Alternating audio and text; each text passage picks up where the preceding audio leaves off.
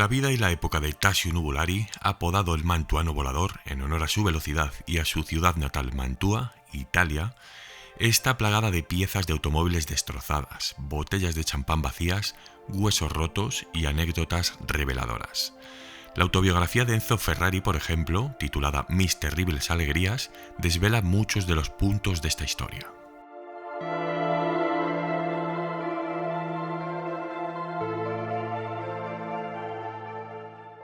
Es difícil decidir por dónde empezar, pero vamos a intentarlo.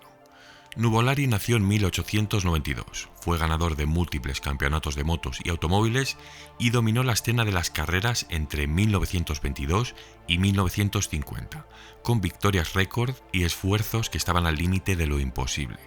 Hoy no hablamos de un piloto de leyenda, hablamos de un portento. Su sueño real era el de ser un padre ejemplar, pero una cruel enfermedad se llevó la vida de sus dos hijos, y esto ciertamente le convirtió en un piloto aún más decidido. Tenía asma y era extremadamente sensible a los gases de escape, por lo que normalmente cruzaba la línea de meta para reclamar el laurel completamente agotado y tosiendo sangre sobre su distintiva chaqueta amarilla. Nuvolari corrió contra todos los pronósticos y ganó. Su anhelo por la velocidad y la victoria era tan fuerte, tan absorbente, que la historia de su vida está llena de acontecimientos increíbles y de historias de pura fuerza de voluntad. Normalmente en aquella época, durante el mes de noviembre, en Casteldeario, cerca de la provincia de Mantua, no había más que frío y niebla. Pero aquel día 16 se produjo un nacimiento importante. Arturo Nuvolari recibía con tesón a su cuarto hijo, sin saber aún que había nacido un gran campeón. Hablamos de un notable agricultor que también contaba con algunos títulos de ciclismo, pero su hermano Giuseppe, tío de Tasio, era realmente la estrella de la familia en ese momento, campeón de Italia en varias ocasiones de esta disciplina. El pequeño Tasio Nuvolari heredó la pasión por los deportes, aunque también barajó la idea de convertirse en ingeniero. Llegó a diseñar un innovador paracaídas con las sábanas de su madre y, por supuesto, se vio en la imperiosa necesidad de probar su efectividad. Se subió al tejado de la casa y, sin dudarlo, saltó. Pero la verdadera chispa se encendió en 1904, cuando vio por primera vez un coche de carreras en el circuito de Brescia. Pocos meses después de aquella experiencia, Giuseppe, su tío, le enseñó a andar en moto. Tras obtener su licencia de carreras en 1915, su debut se vio interrumpido por el estallido de la Primera Guerra Mundial. Ahora pasaría a servir en el ejército como conductor, ascendiendo desde camiones hasta coches de personal y finalmente ambulancias, donde la velocidad precisamente era de suma importancia. Sus superiores quedaron impresionados por su desempeño y velocidad, hasta el día en que estrelló una ambulancia llena de soldados heridos en una zanja. Olvídalo, conducir no es lo tuyo. Esto le había dicho la gente que iba en la ambulancia aquel día con él. Cuando terminó la guerra, Nuvolari retomaría su actividad sobre las dos ruedas, en una etapa comprendida entre 1920 y 1929. Había debutado en el Circuito Internazionale de Cremona, donde no logró terminar la carrera, y entonces, con 28 años, en aquellos tiempos ya casi era considerado como un piloto demasiado mayor para estar en activo. Pero es a partir de 1921 donde comenzó a alternar su talento entre las motos y los coches. En el 25 se había proclamado campeón de Europa en la categoría de 350 centímetros cúbicos y ganó también en el Gran Premio de las Naciones en esta categoría 4 veces seguidas con una Bianchi. Tasio ya estaba llamando mucho la atención y justo por aquellas fechas la escudería Alfa Romeo estaba buscando un sustituto para el recién fallecido Antonio Ascari, que había perdido la vida disputando el GP de Francia. Alfa ofreció a Nuvolari la oportunidad de probar su P2 de Gran Premio. Era su oportunidad de dar el gran salto. Pero la caja de cambio se atascó durante la prueba y Nuvolari salió volando a través de una cerca de alambre de púas y cayó al campo. Alfa Romeo le suspende la prueba y Nuvolari termina en el hospital con varios huesos rotos y una lesión bastante fea en la espalda. Teóricamente tenía mínimo para un mes de ingreso, pero a los 6 días se escapa del hospital y no se va a casa, va a competir. Increíble pero cierto. El personal le coloca una almohada en la zona frontal para que Nuvolari pueda reposarse sobre la moto y comienza a correr. Teóricamente, mientras permaneciese sentado podía desempeñar su trabajo, bueno, entre comillas. Pero durante las paradas en boxes, en el Gran Premio de Naciones, el personal del equipo tenía que sujetarlo. Ganó la carrera. El italiano corrió algún tiempo como piloto privado con máquinas ya obsoletas como los Bugatti tipo 35, pero finalmente Alfa Romeo se daría cuenta de su error y terminó contratando los servicios de Nuvolari. en esta etapa en la que tendría especial rivalidad con su amigo Achille Barsi.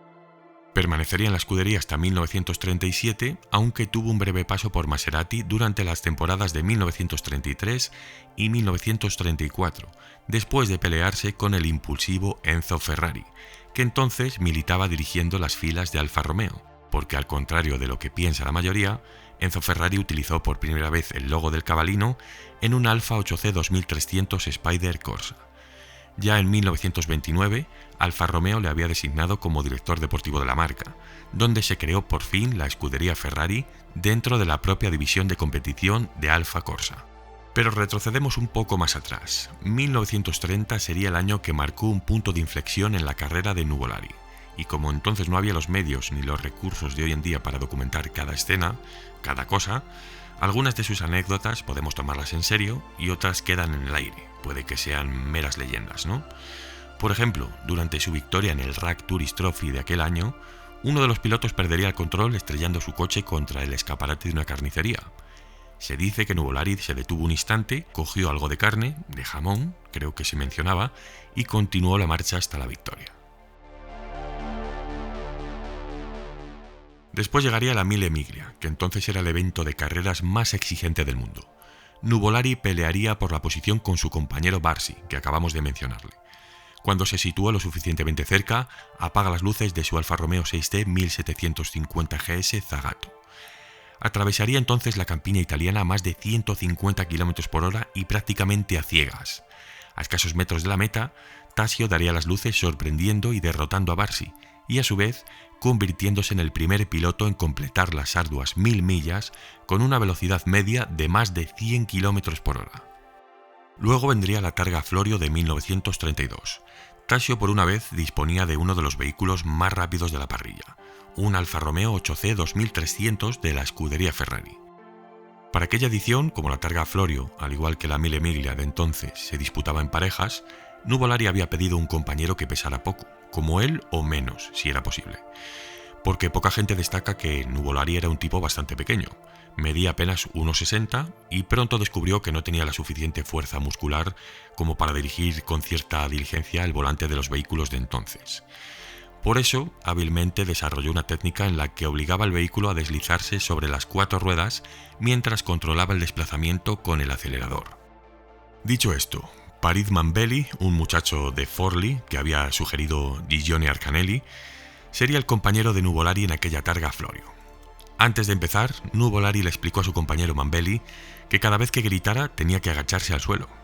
El grito significaba que se dirigían rápidamente hacia una curva peligrosa, en concreto, y que necesitaban imperiosamente reducir el centro de gravedad o de lo contrario el vehículo volcaría. Después de que Nuvolari ganara la carrera, su copiloto explicó por qué había pasado casi toda la carrera sobre el suelo del Alfa Romeo. Nuvolari gritó al entrar en la primera curva y dejó de gritar en la última.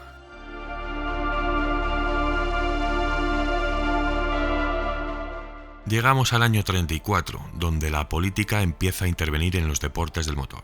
¿Os suena esto, verdad? Es ahora cuando entran en escena los Auto Unión y las imbatibles flechas de plata de Mercedes-Benz, que entonces ya competían respaldadas con un presupuesto casi ilimitado, cortesía del partido nazi. El único piloto que podía seguir el ritmo de la maquinaria alemana era Tasio Nuvolari. Poco después Nuvolari se pasó a Maserati, como ya os comenté, y en Alejandría sufre otro accidente en el que volvía a fracturarse la pierna. Era obvio que no iba a respetar su tiempo de recuperación, el que le exigían los médicos, de manera que modifica su Maserati 6T para poder utilizar los 3 pedales con un solo pie. A pesar de sus lesiones y de contar con un vehículo mucho menos competitivo, ocupa el 5º lugar frente a las flechas de plata. 1935. Ahora Tasio busca un volante más competitivo, en este caso en Auto Unión, pero Achille Barsi, que nunca le perdonó lo de la Mille Miglia, frustra sus intentos. No estaba demasiado cómodo tampoco lidiando en Alfa Romeo con Enzo Ferrari, como os adelanté al principio. Y ciertamente regresa al equipo tras la intervención de Benito Mussolini, que le consideraba una leyenda del deporte en aquel entonces, y lo era. Y así llegamos al GP de Alemania de 1935, uno de los eventos más esperados del año. El equipo suministra a Nuvolari un Alfa Romeo P3, que ya tenía algunos años encima, y además solo disponía de 265 caballos. Pues debía conformarse con esto para competir contra los Mercedes W25 sobrealimentados de 4 litros y 375 caballos, nada menos. Y también estaban los Auto-Union Type B con motores V16 de 5 litros. Aquí corría justo Hans Stuck en este momento, el piloto que mencionamos en la historia del Mercedes P80. Bueno, todo el mundo diría que el resultado de este GP era obvio, pero lo que ocurriría a continuación simplemente fue magia. Todos aquellos pilotos ahí reunidos, muy talentosos por cierto, tenían el concepto de que un vehículo sobrevirando era la previa al desastre. Nuvolari era diferente. Llevaba años controlando la técnica del derrape sobre 4 ruedas y sabía muy bien que con los medios que disponían entonces era la manera más rápida de tomar una curva. Nürburgring, ya conocido entonces por el infierno verde, tenía muchas curvas, y Nuvolari ganó aquella carrera revelando una velocidad media de más de 120 km por hora. El público con la boca abierta y los líderes de la Alemania nazi recibiendo una especial cura de realidad. En las carreras no solo hace falta el dinero, sino talento puro.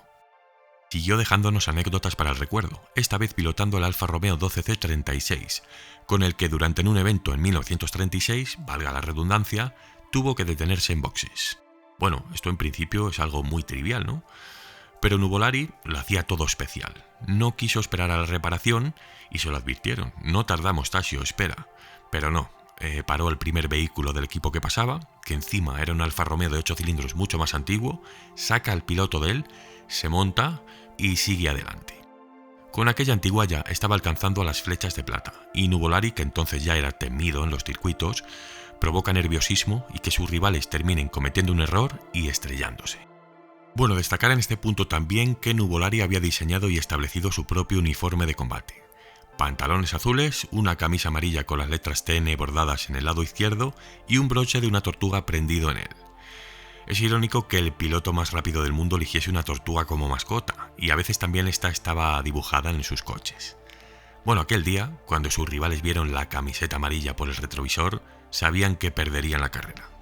El propio Barsi declaró: "Cuando miré el espejo y vi la chaqueta amarilla, Nuvolari, Madonna mía".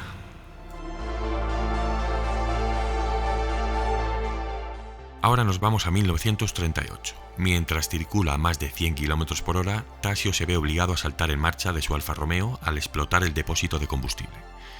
Sufrió graves quemaduras y este altercado realmente le hizo pensar en su retirada.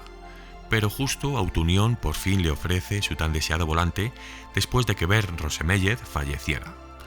Tras obtener algunas victorias, Nuvolari llegó a ser felicitado en persona por Hitler y por Mussolini. Después volvería a estallar la guerra. Después de la Segunda Guerra Mundial, Nuvolari ya no brilló con tanta intensidad, pero sí que nos dejó una última actuación de leyenda para su idílico recuerdo. Fue durante la Mille Miglia de 1948. Su potente Cisitalia justo había sufrido una avería días antes de la carrera, pero su viejo colega Enzo le ofrecería un 2 litros, un vehículo que había presentado una nueva marca. Se llamaba Ferrari. El 166 de Nuvolari arrancó con un ritmo sensacional, pero pronto empezó a despedazarse. Comenzó a perder partes de la carrocería por doquier, el guardabarros, después el capó. Tasio parecía divertido, al menos el motor se refrigerará mejor. Eso decía. Cuando el asiento se rompió, paró en una caseta de frutas adosada frente a la carretera, tomó un saco de naranjas para sentarse y continuó la marcha. Pero el Ferrari continuó destruyéndose, autodestruyéndose, poco a poco, hasta que ya no hubo solución posible. Después de la carrera, Enzo intentó consolar a Nuvolari diciéndole que seguramente ganaría el año siguiente. Tasio respondió sabiamente: "Amigo Enzo, a nuestra edad ya no nos quedan muchos días como estos. Recuérdalos y disfruta al máximo mientras puedas".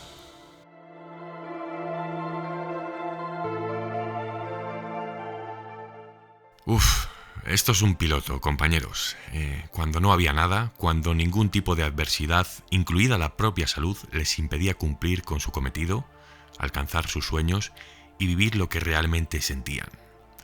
Pararos un momento a pensar fríamente en los ídolos que se admiraban antes y en los que admiramos ahora. Bueno, admiran.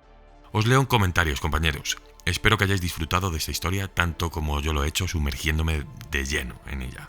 Ha sido increíble, la verdad. Vamos a seguir con muchas más como esta. Despedimos el vídeo con todos los miembros Y muchísimas gracias al resto también por cada gesto, por cada detalle, por cada vez que compartís y formáis parte de esta comunidad, ¿no? Todos estamos construyéndola y haciendo que crezca poco a poco, así que vamos a seguir para adelante, porque esto es una pasión y no decae nunca. Nos vemos el jueves, amigos. Gracias.